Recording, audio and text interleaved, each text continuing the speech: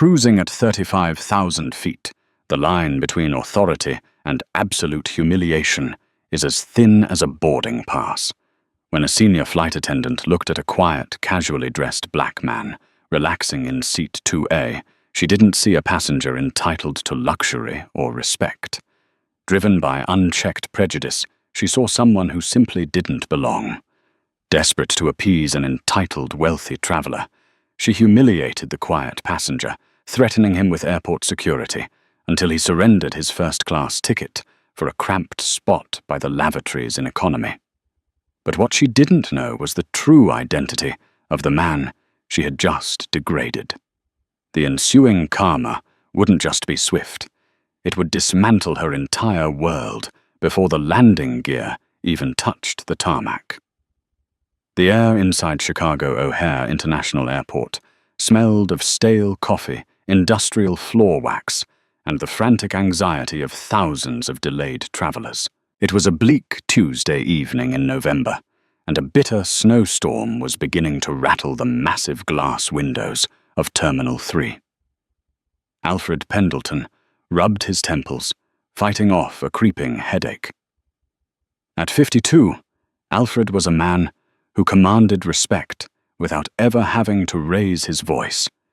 He had silver dusting his closely cropped dark hair, and the calm, steady gaze of a man who had spent 25 years making split-second decisions with hundreds of lives hanging in the balance.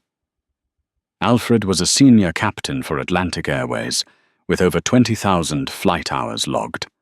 More importantly, he had just been promoted to the role of Chief Flight Operations Inspector, a position that made him responsible for evaluating the performance safety protocols and conduct of every flight crew in the airline's North American division. Tonight, however, Alfred didn't look like a chief inspector. He wasn't wearing his crisply ironed uniform with the 4 gold stripes on the sleeves, nor did he have his peaked cap. Having just finished a grueling simulator checking session in Chicago, he was deadheading flying as a passenger to reposition for a crucial international flight out of New York's JFK Airport the next morning. He wore a simple, well-tailored charcoal sweater, dark jeans, and comfortable leather loafers. He was exhausted to his bones, looking forward to nothing more than sinking into his assigned first-class seat 2A and sleeping for the entire 2-hour flight. At Gate K14, the boarding process for Flight 882 to New York was a chaotic mess. The weather delay had passengers irritated and snapping at the gate agents. Alfred waited patiently in the priority boarding lane. He carried only a slim black leather duffel bag. Standing at the podium was Jessica Rowlands, a flustered junior gate agent frantically scanning boarding passes. Alfred handed her his digital pass on his phone. The scanner beeped a cheerful green. "Welcome aboard, Mr. Pendleton," Jessica said, not glancing up from her monitor. "Seat 2A, down the jet bridge and to your left." "Thank you," Alfred replied, his voice a rich, comforting baritone. He walked down the steeply sloped jet bridge, the chill of the outside air seeping through the accordion-like walls. Stepping onto the Boeing 737, Alfred took a deep breath of the filtered cabin air.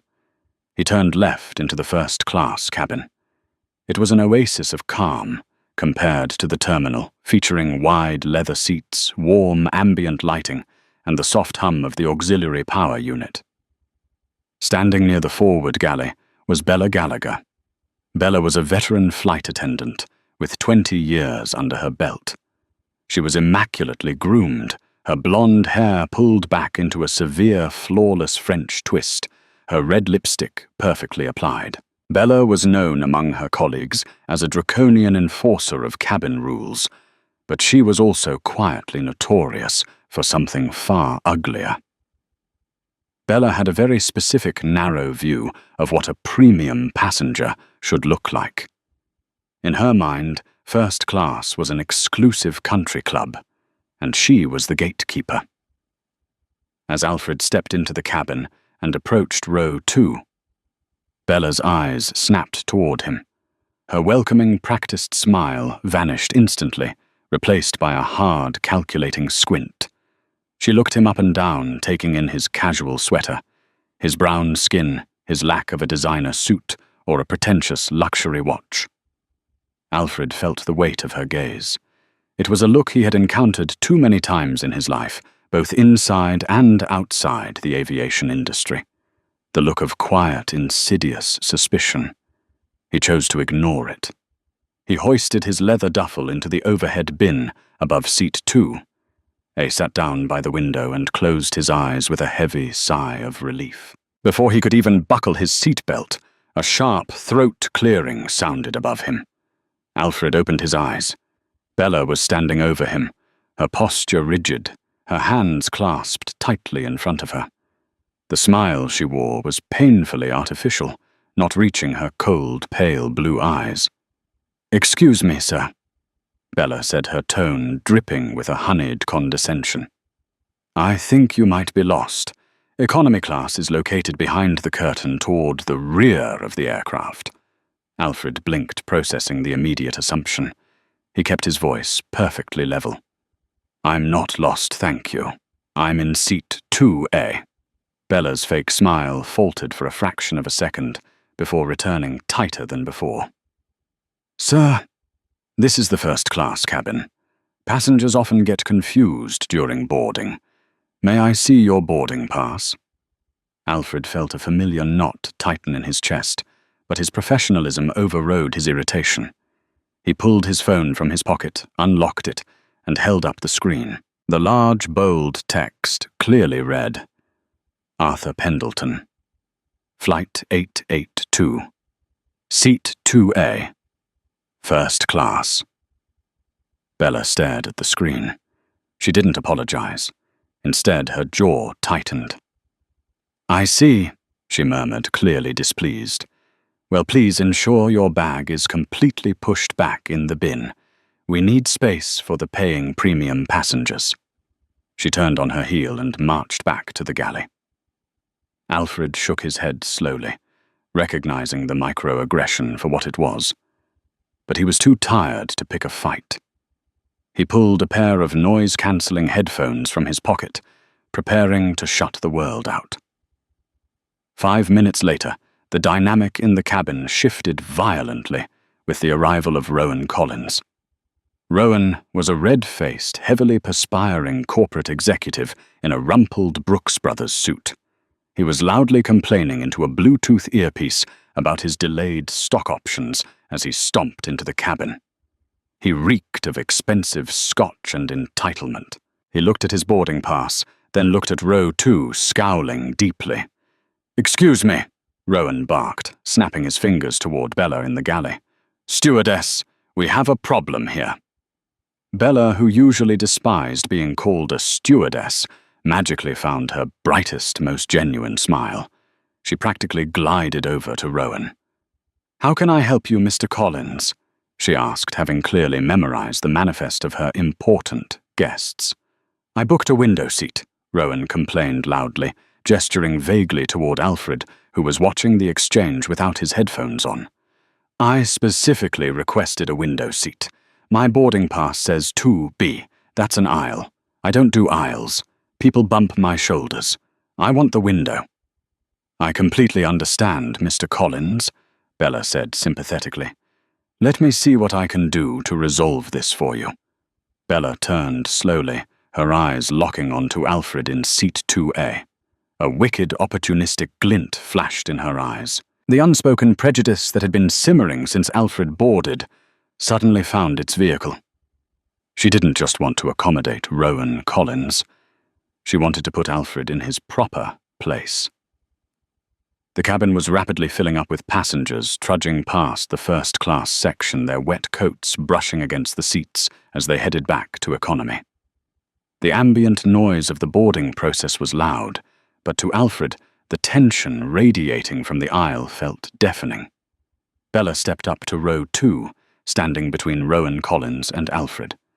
She positioned herself so her back was mostly turned to Rowan, presenting a wall of hostile authority toward Alfred. "Sir." Bella said, her voice dropping its previous honeyed tone and adopting a sharp administrative clip. "I need you to gather your belongings." Alfred didn't move. He looked calmly up at her. "Why is that? There has been a ticketing error," Bella lied smoothly, not missing a beat. "Seat 2A was actually double booked, and Mr. Collins here is the rightful ticket holder. You will need to vacate this seat immediately." Alfred raised a single eyebrow. In his 25 years of flying, he knew the reservation systems inside and out. Double booking a first-class seat on a modern system, especially after an electronic boarding scan cleared him at the gate, was nearly impossible. "A ticketing error," Alfred repeated, his voice dangerously calm. "That is highly unusual. The gate scanner turned green when I boarded. My digital pass has a confirmed barcode for 2A. "Computers make mistakes." Bella snapped, her patience apparently evaporating. "Mr. Collins is a top-tier Diamond Medallion member. His reservation takes priority. I have a seat for you in the main cabin. Seat 34E. You need to move now so we can finish boarding and depart." Rowan Collins leaned over Bella's shoulder, smirking. "Come on, buddy. You heard the lady. Time to head to the back of the bus. I've had a long day, and I need my window." The racial undertone of Collins's back of the bus comment hung in the air like a foul odor. Several passengers boarding the plane paused, their eyes darting nervously toward the confrontation. Alfred uncrossed his legs and sat forward. The fatigue he felt earlier was instantly replaced by a sharp, icy clarity. He looked directly into Bella's eyes. "Ma'am," Alfred said softly, ensuring his voice was low enough not to cause a public scene, but firm enough to convey absolute authority. "I am a dead-heading employee of Atlantic Airways. This seat was assigned to me by crew scheduling for crew rest requirements before an international flight tomorrow. I am not moving." Bella's eyes widened slightly, but instead of backing down, her face flushed with indignant rage. The idea that this black man in a casual sweater was a fellow employee, let alone one entitled to a first-class seat, conflicted violently with her preconceived worldview. She simply refused to believe it. "Do not lie to me," Bella hissed, her voice trembling with anger. "I know every pilot and premium staff member based out of O'Hare, and I have never seen you in my life. You are not on my crew manifest as a deadheading pilot. You are trying to steal a premium seat." Alfred realized what had happened. Because of his recent promotion and transfer from the European division back to the States, his employee profile had been updated in the master system, but it likely showed up under a confidential executive booking code rather than a standard pilot jump seat code. Bella hadn't bothered to look deeply at her manifest. She had only looked at the surface. "If you check your manifest again, under the executive codes," Alfred began. "I'm not checking anything," Bella interrupted loudly, her voice echoing through the forward cabin. The boarding process ground to a halt as people stopped to stare. "I am the lead flight attendant on this aircraft, and my authority is final. You are causing a disturbance. You will take your bag and move to seat 34E right this second, or I will call Port Authority Police and have you dragged off this aircraft in handcuffs." Alfred went perfectly still. The threat of police involvement for a black man in America was never something to be taken lightly, even for a high-ranking airline executive. The optics of a physical confrontation, the potential for escalation, the viral videos that would inevitably follow it, would be a disaster. Moreover, Alfred had to be in New York tomorrow morning. If he missed this flight or was detained, he would force the cancellation of a Boeing 777 flight to London, disrupting the lives of 300 passengers. He weighed his options in a microsecond. He could demand to see the Captain Daniel Harrison, a man Alfred actually knew by reputation. But pulling the captain out of his pre-flight checks during a weather delay would cause a massive scene and delay the flight further. Alfred decided to play the long game. The trap was set, and Bella was walking willingly into it. You're threatening to have me removed by security because you want to give my confirmed seat to him? Alfred asked quietly, pointing a steady finger at a grinning Rowan Collins. I am enforcing company policy. Bella lied, her chin raised in defiance. Move! Now! Alfred held her gaze for 3 agonizing seconds. Then, without a word, he unbuckled his seatbelt. He stood up, towering over Bella for a brief moment, before reaching into the overhead bin and pulling down his black leather duffel bag. Very well, Alfred said, his voice entirely devoid of emotion. Seat 34E.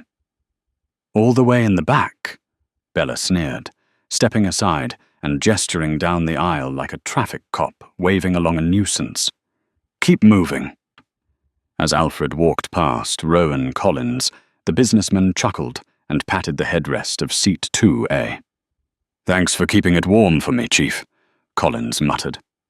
Alfred ignored him. He walked the long, humiliating path down the aisle of the aircraft. He passed row after row of passengers, many of whom averted their eyes, uncomfortable with the blatant display of disrespect they had just witnessed. Alfred kept his posture perfectly straight, his face an unreadable mask.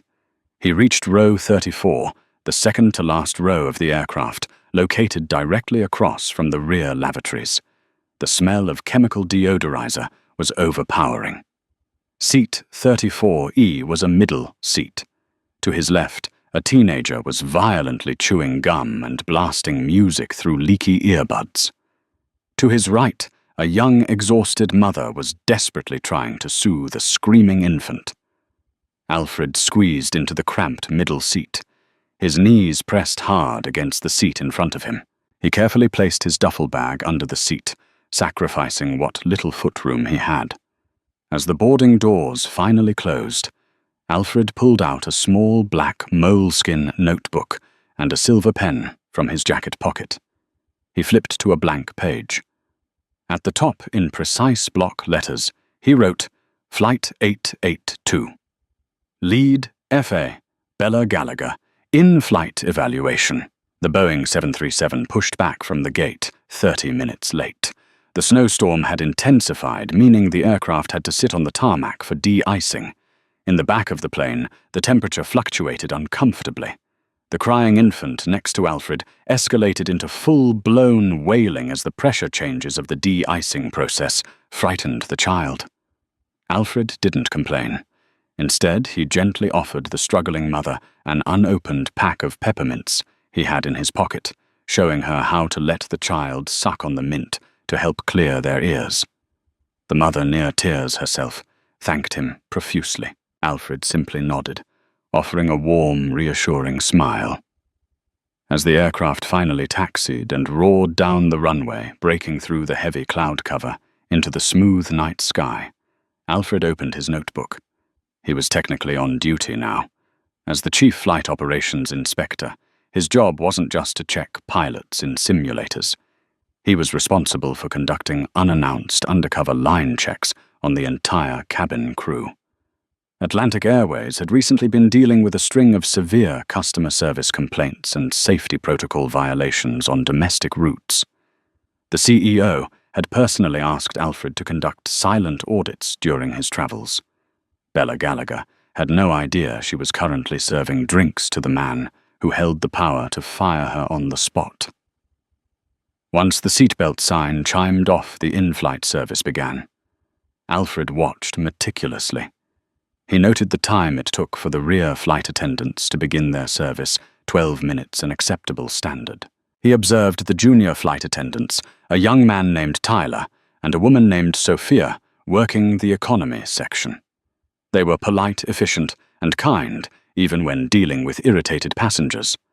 But Alfred's focus remained sharply tuned to the front of the aircraft. Through the thin curtain separating first class from economy, he could see glimpses of Bella's behavior. She was fawning over Rowan Collins, ensuring his champagne glass was never less than half full. However, toward the other passengers in first class, she was dismissive and abrupt. When an elderly woman in seat 4C asked for a glass of water to take her medication, Bella rolled her eyes and told her to wait until the beverage cart was fully prepped. That was a direct violation of medical accommodation protocols. Alfred documented it instantly. About 45 minutes into the flight, the turbulence hit. It started as a mild rattling, the kind that makes ice clink in plastic cups, but rapidly it escalated into severe chop. The aircraft plunged violently, eliciting gasps and shrieks from the economy cabin. Ding! The seatbelt sign flashed on. The voice of Captain Daniel Harrison came over the PA system. "Ladies and gentlemen from the flight deck, we've hit some unexpected rough air. Flight attendants, please take your jump seats immediately." Safety regulations dictated that all cabin crew must immediately secure the galleys, sit down, and strap in during severe turbulence to prevent injury. Tyler and Sophia in the rear galley immediately locked the beverage carts, strapped themselves into their jump seats, and began shouting the required safety commands. "Keep your seatbelts fastened. Remain seated." Alfred leaned into the aisle, his eyes fixed on the forward cabin. Through the violently swaying curtain, he saw Bella. She hadn't taken her jump seat. Instead, she was bracing herself against the bulkhead, trying to quickly pour one last top-off of scotch for Rowan Collins, laughing as the plane bucked. She was prioritizing a VIP passenger's alcohol over her own safety and the safety protocols of the airline. Alfred's pen flew across the pages of his notebook. Violation of FAR 121.317. Failure to secure cabin during severe turbulence. Endangerment of crew and passengers. Suddenly the aircraft lurched violently to the left, dropping what felt like several hundred feet in a second. A loud, terrified scream echoed from the front of the plane. The sound of shattering glass followed. Alfred unbuckled his seatbelt. The mother next to him gasped. "What are you doing?" "The sign is on. I have to check something," Alfred said calmly, his voice projecting absolute authority over the roar of the engines. "Stay strapped in." Using the overhead bins for leverage, Alfred expertly navigated the bucking aisle, his pilot's sea legs keeping him steady where a normal passenger would have fallen. He pushed through the curtain into first class. The scene was chaotic. Bella was on the floor in the aisle, clutching her wrist, her face pale with pain. She had been thrown off balance during the drop. Shattered glass from Rowan Collins's drink was scattered across the aisle. Rowan was pressed back into Alfred's former seat, looking terrified and making no effort to help her. Alfred knelt beside Bella, ignoring the violent shaking of the aircraft. "Are you injured?" he asked sharply. Bella looked up, her eyes wide with shock and pain. When she recognized Alfred, her expression twisted from fear to instant fury. "Get back to your seat," she screamed over the noise. "You are violating federal law. I'm going to have you arrested." "Your wrist," Alfred said coldly, completely unfazed by her screaming. He gently but firmly grabbed her forearm, examining the angle. "It's sprained, not broken. But you are a hazard in the aisle." Before she could protest, Alfred hoisted her up by her uninjured arm and essentially carried her to the forward flight attendant jump seat, forcefully strapping her in with the 4-point harness. "How dare you touch me?" Bella hissed, clutching her wrist. "You are done. As soon as we land, you are going straight to federal prison." Alfred leaned in close, his face inches from hers. The turbulence raged outside, but inside Alfred was a hurricane of calm professional fury. "Miss Gallagher," Alfred said, his voice dropping to a terrifyingly quiet register that cut through the noise of the cabin. "You will remain in this seat until the captain turns off the sign. You will not serve another drink. You will not unbuckle this harness. If you do, I will not wait until we land to end your career. I will do it at 35,000 feet." Bella stared at him. her mouth opening and closing like a suffocating fish. For the first time all evening, the seed of true doubt planted itself in her mind. No ordinary economy passenger spoke with that kind of precision, that kind of unbreakable authority. "Who?" she stammered, the pain in her wrist momentarily forgotten. "Who are you?" Alfred stood up, balancing easily, as the plane took another harsh bump. He looked down at her, then glanced over at Rowan Collins, who was cowering in seat 2A. "I'm the man sitting in 34E, Alfred said smoothly, "and I have a lot of writing left to do." He turned and walked back to economy, leaving Bella strapped in the jump seat, trembling as the reality of the situation began to slowly, terrifyingly dawn on her. The severe turbulence battered the Boeing 737 for another excruciating 20 minutes before Captain Daniel Harrison finally found smoother air at a lower altitude. The agonizing groans of the aircraft's fuselage faded, replaced by the steady, high-pitched hum of the twin engines. Ding. The seatbelt sign blinked off. A collective audible sigh of relief swept through the cabin. In the forward jump seat, Bella Gallagher unbuckled her 4-point harness with a trembling, uninjured left hand. Her right wrist throbbed with a dull, sickening ache.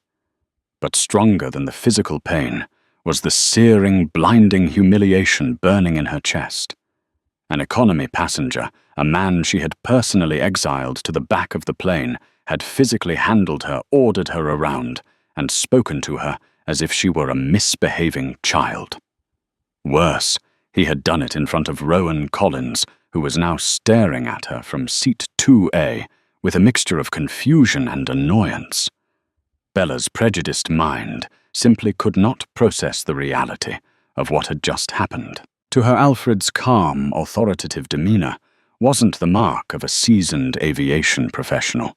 It was the arrogant posturing of a deceitful, dangerous man who was trying to game the system. Her ego, bruised and fragile, demanded immediate retaliation.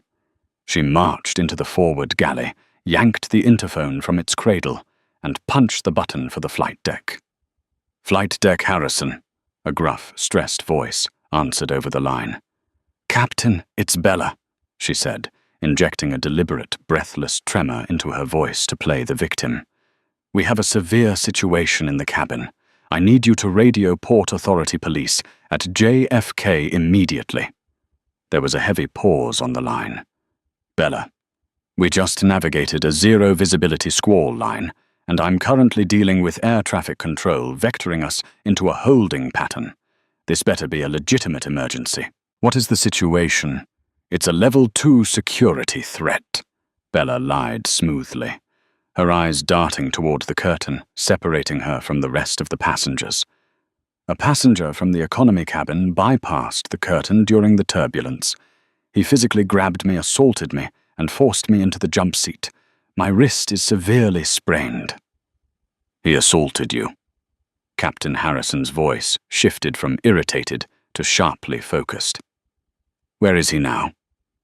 "He retreated back to seat 34E," Bella said, twisting the narrative with practiced ease.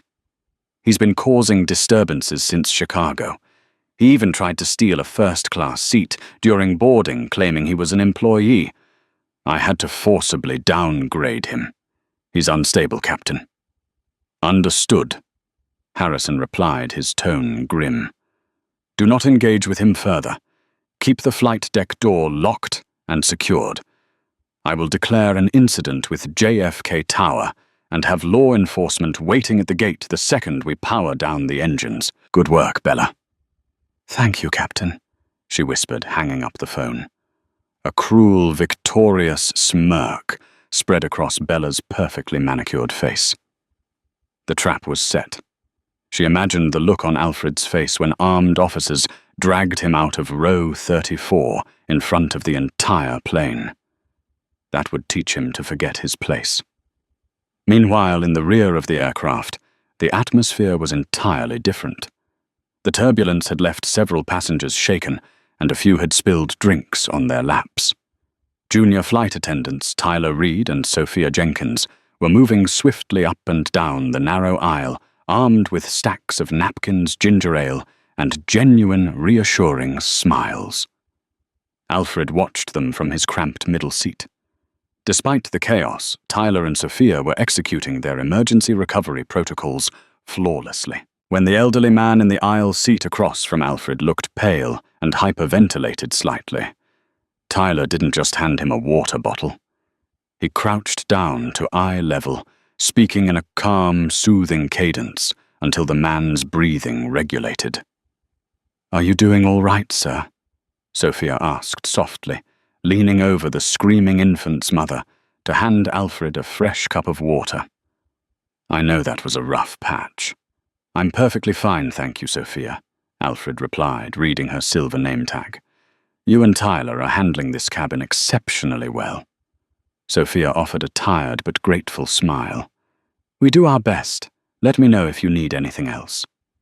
As she walked away, Alfred opened his black moleskin notebook. He clicked his silver pen and wrote in precise block letters, "Sophia Jenkins, F.A., and Tyler Reed, F.A. Excellent situational awareness and crisis management. Post-severe turbulence. Empathetic passenger care. Highly recommend both for immediate transfer to the Premium International Route Promotion track." He closed the notebook and slipped it back into his jacket. He leaned his head against the seat back, listening to the subtle change in the engine pitch. They were beginning their descent into New York. The storm inside the aircraft was about to collide with the reality waiting on the ground, and Alfred was more than ready for the impact. The lights of Long Island flickered through the heavy cloud cover as Flight 882 made its final approach into John F. Kennedy International Airport. The landing was textbook, a smooth, rolling touchdown that elicited a scattered round of applause from the relieved passengers in the economy cabin. As the aircraft taxied toward Terminal 4, the familiar chime of the PA system echoed through the cabin. But it wasn't the standard "Welcome to New York" speech. It was Captain Harrison. "Ladies and gentlemen from the flight deck, we have arrived at the gate. However, I need to ask everyone to remain in their seats with their seatbelts securely fastened. Local law enforcement will be boarding the aircraft to handle a security matter. Please keep the aisles completely clear." A wave of anxious murmurs rippled through the plane. Passengers exchanged nervous glances, craning their necks to look up and down the aisles. In Seat 2, a Rowan Collins unbuckled his seatbelt with a smug chuckle. He looked at Bella, who was standing by the forward boarding door, cradling her wrapped wrist against her chest. "Looks like your friend from the back of the bus is getting exactly what he asked for." Collins sneered loudly. "Good for you for calling the cops on that thug." People like that need to learn they can't just act however they want. Bella offered Collins a demure, tragic nod. "Safety is my top priority, Mr. Collins. I couldn't let him endanger the flight." The heavy metal latch of the forward door clicked loudly. The gate agent pulled the heavy door open, revealing the brightly lit jet bridge. Standing there looking imposing in their dark, tactical uniforms were 3 Port Authority police officers.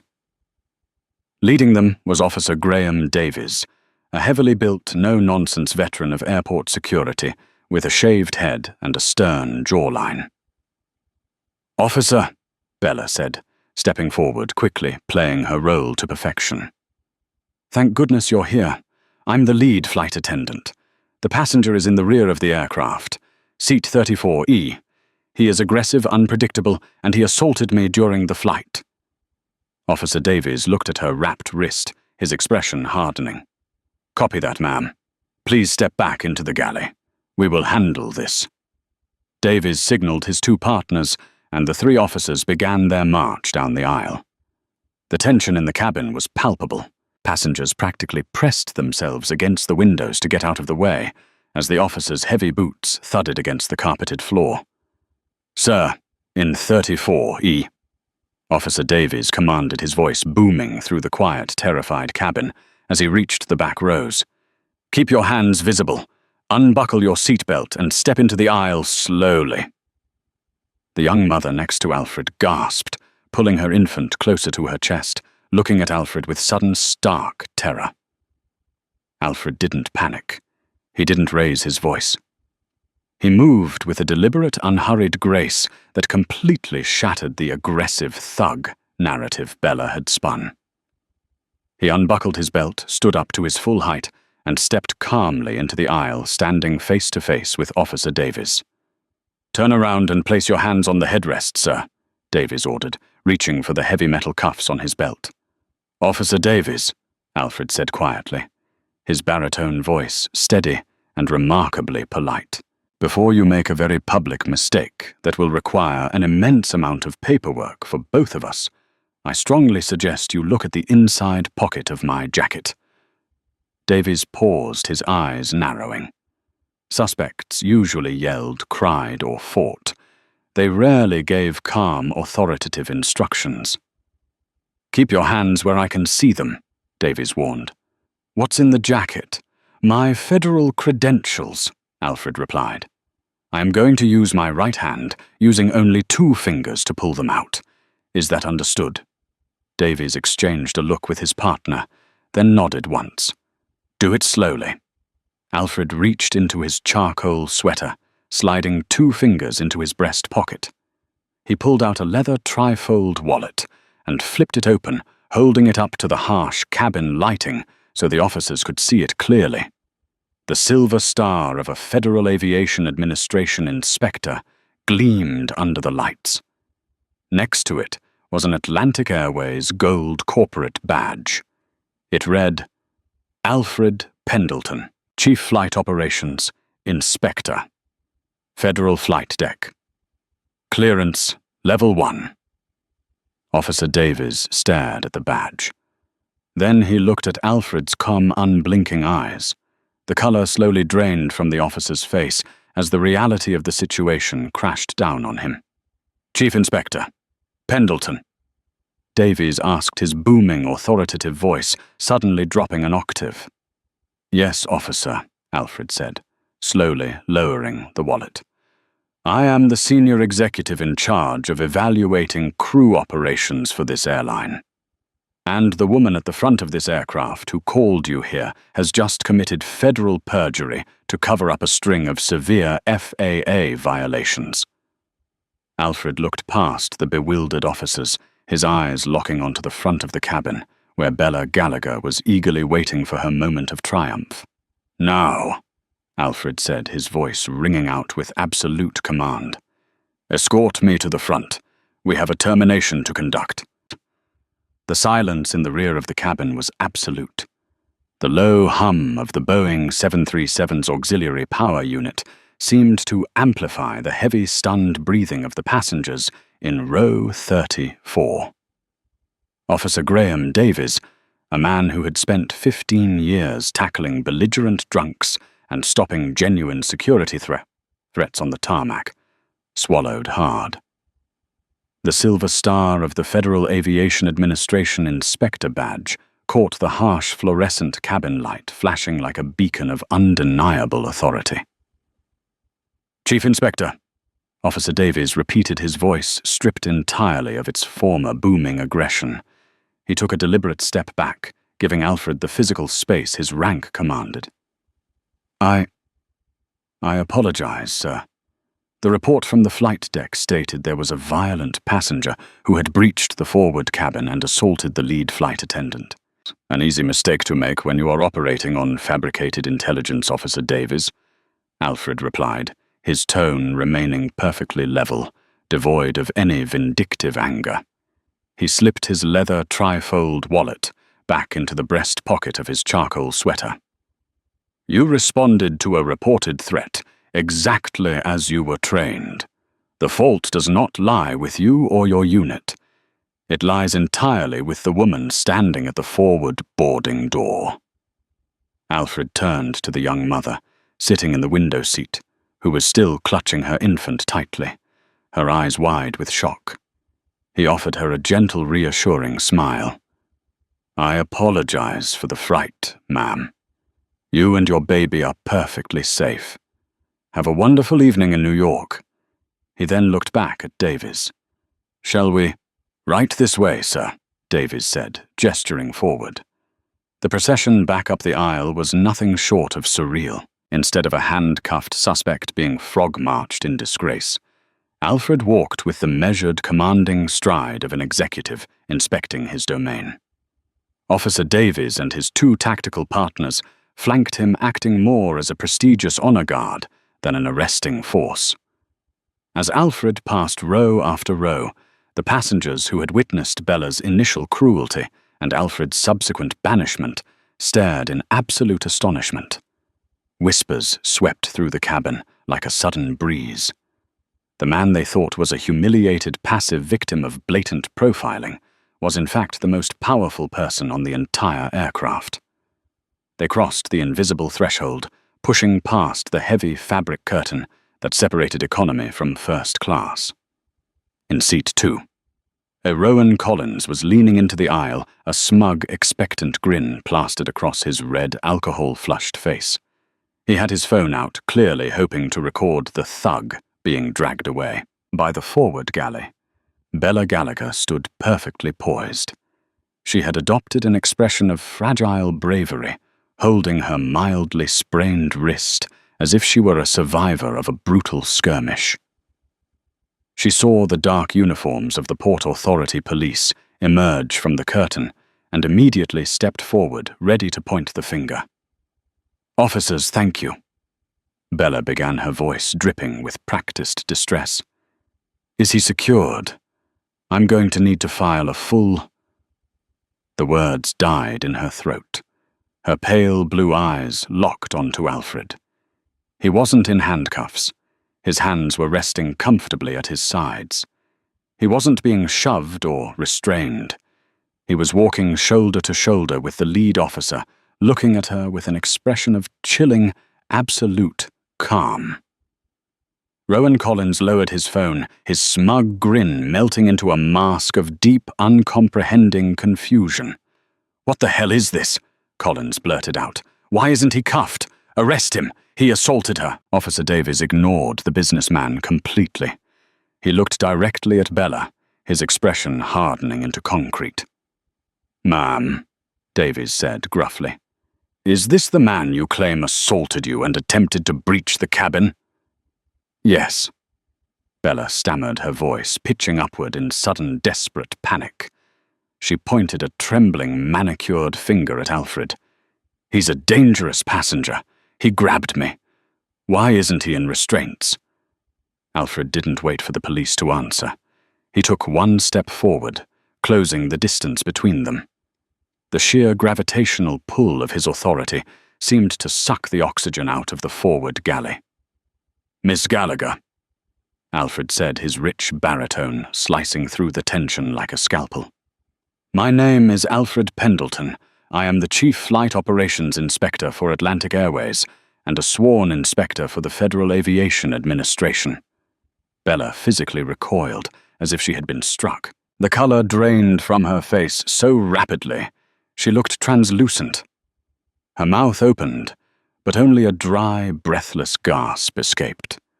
The 20 years of arrogant entitlement she had built her career upon crumbled into dust in a matter of seconds. "You," she whispered, her eyes darting wildly between Alfred and the police officers. No, you were in an economy sweater. You didn't have a uniform. I was conducting an unannounced undercover line check," Alfred explained smoothly, reaching into his jacket and pulling out the black moleskin notebook. He flipped it open. "A check you have failed in a spectacular, catastrophic fashion." Alfred looked down at his notes, reading them aloud, so that every passenger in the first-class cabin, including a suddenly very silent Rowan Collins, could hear exactly what had transpired. "At 1914 Eastern Time, you engaged in blatant discriminatory passenger profiling. You denied a confirmed ticketed passenger their seat based on your own internal prejudices, forcibly downgrading a deadheading crew member to accommodate a passenger who simply preferred a window. Alfred stated, his eyes flicking to Collins before returning to Bella. But that is merely a customer service failure. Alfred continued, his voice dropping an octave, becoming dangerously cold. At 2015, during a severe meteorological event, you violated Federal Aviation Regulation 1.2.1.317. You ignored a direct command from the flight deck to secure the cabin. Instead, you remained standing in the aisle, attempting to serve alcohol to a favored passenger while the aircraft was experiencing severe turbulence. By doing so, you endangered your own life, the lives of the passengers around you, and compromised the safety of this flight. Bella was shaking violently now. Tears of absolute panic welled in her eyes. I was just trying to provide premium service. Mr. Collins is a Diamond member. There is no frequent flyer status that supersedes federal safety law. Miss Gallagher, Alfred snapped back his candor, leaving no room for excuses. At that exact moment, the heavy, reinforced cockpit door unlatched and swung open. Captain Daniel Harrison stepped out. He was a tall, imposing man, with graying temples, looking stressed from the difficult landing. He saw the Port Authority police and immediately moved into a protective stance. Officers, what is the situation? Where is the aggressive passenger? Then Harrison's eyes landed on Alfred. The captain froze. His severe expression instantly melted into a look of profound, respectful recognition. Alfred Chief Pendleton. What on earth are you doing back there? I thought you were deadheading on a later flight. The sound of the captain addressing the casually dressed black man as Chief was the final nail in Bella's coffin. A collective gasp echoed from the first-class passengers, who were eagerly eavesdropping. "Hello, Dan," Alfred said politely, nodding to the captain. "I was deadheading on this flight. Unfortunately, your lead flight attendant determined I did not belong in my assigned seat and relocated me to row 34. Captain Harrison looked at Bella, his brow furrowing in deep confusion and rising anger. "Bella, you downgraded the Chief Inspector of Operations. Why?" "And that brings us to her final and most severe infraction," Alfred continued, turning his gaze back to Bella. "Miss Gallagher, to cover up her safety violations during the turbulence, used the interphone to lie to the flight deck. She claimed an economy passenger had breached the cabin and assaulted her. She weaponized airport security and federal law enforcement to hide her own incompetence." Captain Harrison's face turned an ugly shade of crimson. He stared at Bella, his voice a low, terrifying growl. "You lied to me. You declared a Level 2 security threat, forcing me to divert ATC resources and panic the tower because you wanted to cover up a safety violation." Bella burst into tears, her pristine facade entirely shattered. She leaned against the galley counter, sobbing into her hands. Please, I have 20 years with this company. Don't do this. I made a mistake." "You didn't make a mistake, Bella," Alfred said quietly, delivering the hardest truth of the night. "A mistake is dropping a meal tray. A mistake is forgetting an announcement. What you did was a calculated sequence of discriminatory actions, followed by a malicious attempt to have an innocent man arrested simply because he didn't fit your narrow, prejudiced view of who belongs in first class." Alfred turned to Officer Davies. "Officer, I believe false reporting of a federal emergency and filing a false police report on an aircraft falls under your jurisdiction." Davies nodded grimly. He stepped forward, pulling a pair of zip-tie restraints from his tactical vest.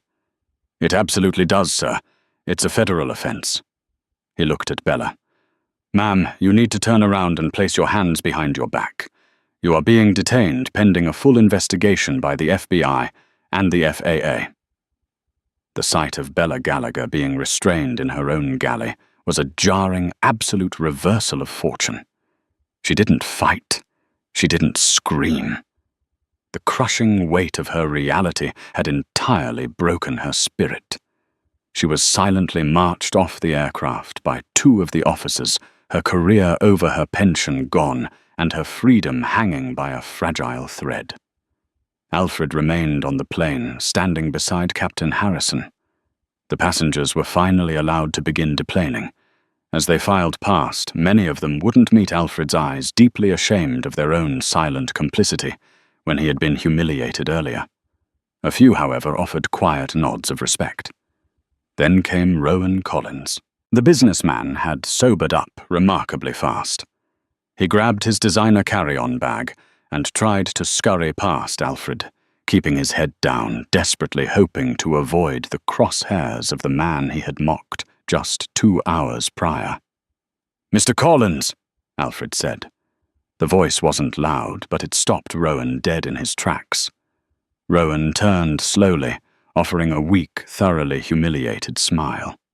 "Look, pal. Chief, I didn't know who you were. I just wanted my window seat. The stewardess offered it to me. I wasn't trying to cause trouble." "Your ignorance is not a defense for your behavior," Alfred said coldly. "You were publicly intoxicated. You mocked a fellow passenger, and you were wholly complicit in a flight attendant violating federal safety protocols during severe turbulence so you could have another drink. I fly 300,000 miles a year with Atlantic." Rowan puffed up a desperate final attempt to assert his wealth. "I'm a diamond medallion." "Not anymore," Alfred replied instantly. "As the chief inspector, I have the authority to revoke premium status for violations of the passenger code of conduct. Your diamond status is terminated effective immediately. Furthermore, since you were flying on a corporate booking code, a full report of your public intoxication and interference with a flight crew will be forwarded to the compliance and HR departments at Apex Financial. First thing tomorrow morning." Rowan Collins's jaw dropped. The threat to his corporate reputation was far more devastating than losing free upgrades. He tried to speak, but Alfred simply pointed to the exit door. "The jet bridge is that way, Mr. Collins. I suggest you take it." Defeated, red-faced, and thoroughly humbled, Rowan Collins trudged off the aircraft, his tail tucked firmly between his legs. Once the first-class cabin was empty, Alfred turned to Captain Harrison. "Dan, I'm sorry this ended up on your flight. I know how much paperwork this is going to generate for you." "Don't apologize, Alfred," Harrison sighed, running a hand over his tired face. "If I have a cancer in my crew, I want it cut out. Bella has been skating on thin ice for years with customer complaints, but she always managed to hide it behind a fake smile. You did this airline a massive favor tonight." "Not all of your crew is a problem, Dan," Alfred noted, looking down the long, empty aisle. Walking up from the rear of the aircraft were Tyler Reed and Sophia Jenkins, the two junior flight attendants from economy. They looked exhausted, carrying trash bags, completely unaware of the massive drama that had just unfolded at the front of the plane. When they saw the chief inspector standing next to their captain, both junior attendants froze their eyes, widening in sudden panic. "Captain Harrison," Sophia asked nervously, "is everything okay?" "We saw the police take Bella off the plane." Alfred stepped forward, a warm, genuine smile finally breaking across his face. He extended his hand to Tyler, who shook it hesitantly, and then to Sophia. "Everything is perfectly fine," Alfred said. "My name is Alfred Pendleton. I'm the Chief Flight Operations Inspector." Tyler swallowed hard. "Sir, did we do something wrong during the turbulence?" "Quite the opposite," Alfred said, pulling his moleskin notebook back out. "I was sitting in 34E. I watched the two of you handle a terrifying weather event with absolute professionalism. You secured the cabin rapidly, you prioritized passenger safety, and afterward your empathy and situational awareness were exemplary. Alfred looked at Captain Harrison. Dan, as of tomorrow, Bella's position as a premium international route lead is vacant.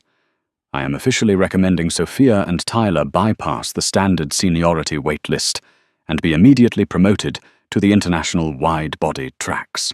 They represent the exact standard of excellence Atlantic Airways needs. Sophia let out a small, stunned gasp, her hands flying to her mouth. Tears this time, tears of pure joy welled in her eyes. Tyler simply stared at Alfred in shock before a massive grin broke across his face. It was a promotion that normally took 5 years of grueling domestic flights to achieve. "Thank you, sir," Tyler said, his voice thick with emotion. "You have no idea what this means to us." "You earned it," Alfred replied softly. "Both of you. Now go get some rest." As Alfred finally picked up his black leather duffel bag and walked off the Boeing 737, the cold New York air hit his face. He was tired, but the heavy burden of the evening had lifted. Justice in its purest, most unrelenting form had been served. This wasn't just a story of corporate reshuffling. In the real world of aviation, the rigid hierarchy of the sky often masks deep-seated prejudices. Flight attendants like Bella exist people who wield their minor authority like a weapon against those they deem unworthy, relying on the fact that passengers rarely have the power to fight back against the terrifying threat of being labeled a security risk. Real lives, real careers, and real dignities have been destroyed by the exact kind of malicious profiling Bella attempted. But tonight, the universe had perfectly aligned. The prejudice had met its absolute match. The target of her arrogance wasn't just a man who could fight back. He was the man who wrote the rules she swore to uphold. Karma hadn't just knocked on Bella Gallagher's door. It had kicked it off the hinges, dismantling her prejudice and leaving a legacy of fairness in its wake. The line between authority and arrogance is defined by respect, but when that line is crossed by prejudice, the fall is always catastrophic. Alfred Pendleton didn't need to raise his voice or throw a tantrum to dismantle the systemic disrespect aimed at him. He simply let the truth and his unwavering professionalism do the heavy lifting. In a world where immediate assumptions are too often made based on the color of a person's skin or the clothes on their back, this encounter serves as a brilliant, terrifying reminder you never truly know who you are speaking to. True power doesn't need to announce itself loudly from a first-class seat. Sometimes the most commanding authority is sitting quietly in row 34, taking notes and waiting for the perfect moment to deliver a masterclass in accountability. The invisible scales of justice always balance themselves, and karma never misses a flight.